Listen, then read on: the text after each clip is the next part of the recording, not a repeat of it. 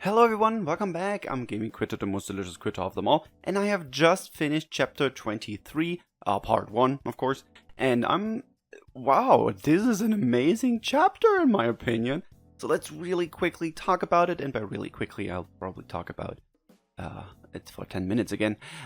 So it starts right off after the anniversary event. If you haven't played that, you might want to wait until it's in the compendium before you play this, but I feel like you don't really have to.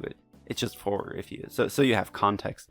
And well, we defeated Satan, or rather seal him away, and his miasma is all over Krams, and it spawns fiends all over the place, and the gang is trying to defeat those. And the morale is kind of low because the fiends keep destroying everything. It's being rebuilt. Renzal and Ellie are like, wow, we have to fight the creator of this world. How should we do this? And Chal realizes that the progenitor is probably there somewhere and in Krams. And she's right. We then see Baron and Ferris, but Ferris is not Ferris. He's possessed by the progenitor, as we know. And they just talk about that Baron should slurp up the miasma, and then they can use that miasma for the progenitor's return. The progenitor kinda is using Ferris like a puppet, and all of that, the progenitor used Krams specifically, because the church was really strong there, and he used the church to gather hate and all of that stuff, so that can then turn into the miasma that's being used to create a portal, or use Ferris's body as a gateway for the progenitor to return. It's kind of complicated. Anyway, Chal and Valix show up and are like, yo, you're really not cool, stop using our brothers like that. And then the scene cuts to Ilya and Sefia, who are at the sacred tree with Nadrik, and Ilya thinks that the progenitor has already been brought back once in the past, and proof for that apparently are Ilya and Sefia themselves. I don't really understand that part, but maybe I just missed something. And they are back at the sacred tree to check for memories of that time, because the tree has been around since the progenitor and the origin were around. And I'm kind of confused how Ilya knows that it stores memories since then and all of that. Kind of confusing. But anyway, there was a really sad moment where Mine's memories show up, where she cries about Ilya, and that was kind of sad. But then they find a memory of the primal dragons fighting the progenitor together with Elysium and sealing him away. And this is preparing our fights against the primal dragons, I guess. And they have to combine the powers of the 5 great worms to oppose the progenitor. It's kind of like Captain Planet. But right now the great worms aren't as strong anymore because they lose their power when they're being reborn. Nedrick is like, yo, they're kind of useless, and Ilya is like, yeah, we're just gonna make them strong again. And I guess that is what's going to happen with the primal dragon fights really soon. We also see silhouettes of all of the dragons. I have seen pictures on Twitter of the silhouettes actually kind of being more visible. I haven't took a closer look at it, but yeah, they seem to look really cool. We then go back to Chal and Valix. They are still like, yo, give us our predator back. And Chal also admits that leaving Baron in a prison wasn't really a cool thing of them to do. And Baron seems to be struggling because he kind of like, okay, yeah, what am I? I'm so different, what am I? And then the progenitor starts explaining what he is. He first off starts explaining what Auspex are, that they have tons of mana, can connect to other worlds, but that only is because they use the progenitor as a gateway, because they are... it's complicated to explain, in a short summary. But so basically, Mine noticed that there's other people with the same power as Ilya, and called those the Auspex, so the church can keep tabs on them. And we have seen how this turns out with Regina and Origa in the current days.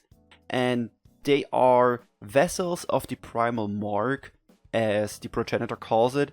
And that means that they are kinda like the progenitor, for example, because the primal mark means the authority to control the world.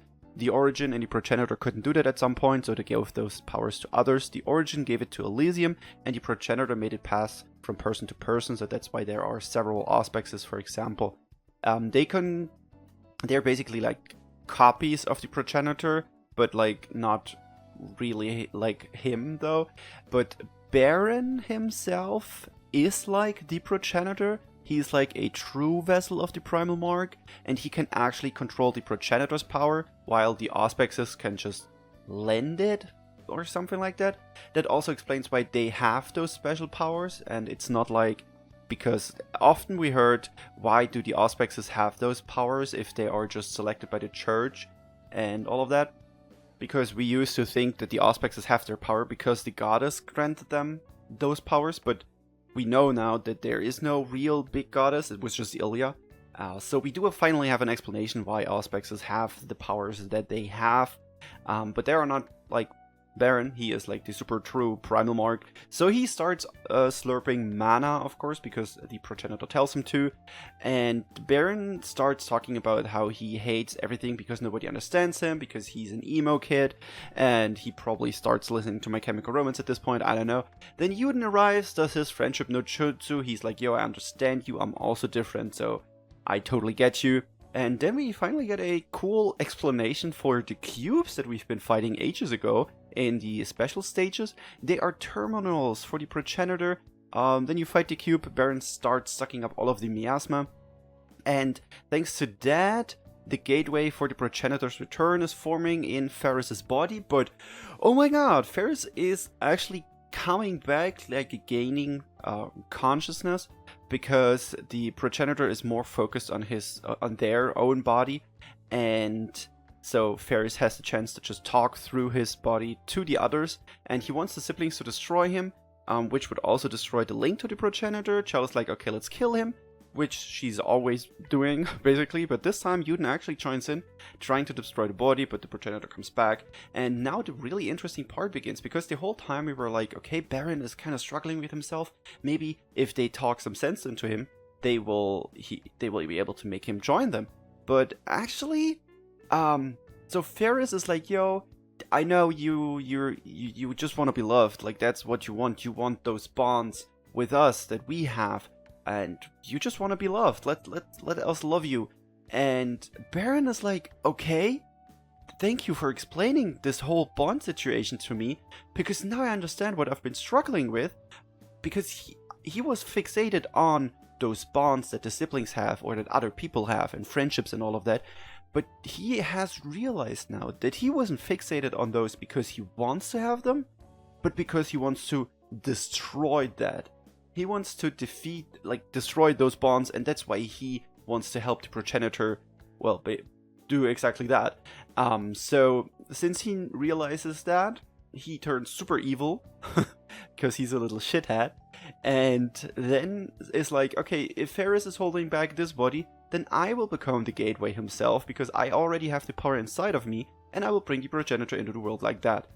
He starts looking evil, and this is where part 1 ends. The preview for the next part says that the progenitor will actually return and be super duper strong, and help arrives in form of the Diurnal Empire, which means that Emil will show up. We have seen him in the preview video, and yeah, what a chapter! I love that there is no Gala unit shoehorned in here. I mean, maybe Valix could be it. I kind of thought that we would get Emil this year, this next Gala, because he was in the preview. But since he doesn't appear in this part, this might be meaning we could get Nedrick or Valix as the next Gala unit. That would be interesting. So yeah, really good chapter. I loved all of the lore. We got so much info here, and I'm super happy that they can do this now, because they don't have to either build up the anniversary event like with the last chapter, and don't have to rush things, and we finally get some explanations for stuff, and like what the Auspexes are, because that was a question we had for such a long time. Like, what are they? Why do they have those powers? And now we know they have that. because they are, well, as the progenitor themselves call it, a copy of them. And Baron, we finally know more about Baron. We know his motives now, even though he was kind of struggling with it himself. And yeah, really good part 1 of the chapters. Super excited about part 2. Maybe we will get Emil as a free unit. It's been a while since we got a free unit. I think the last one we got probably was Chell. Was it Chell? I think it was Chell, but I'm not entirely sure about that. So we're overdue for a new character, a free character from the story. But yeah, tell me in the comments below what you think about this part 1 of the new chapter.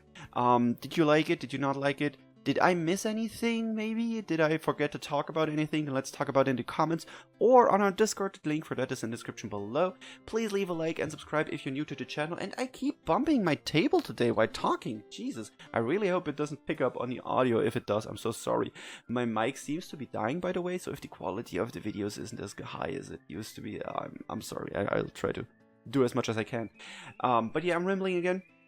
Thank you all so much for watching, and I love you. I'll see you in the next video. Bye!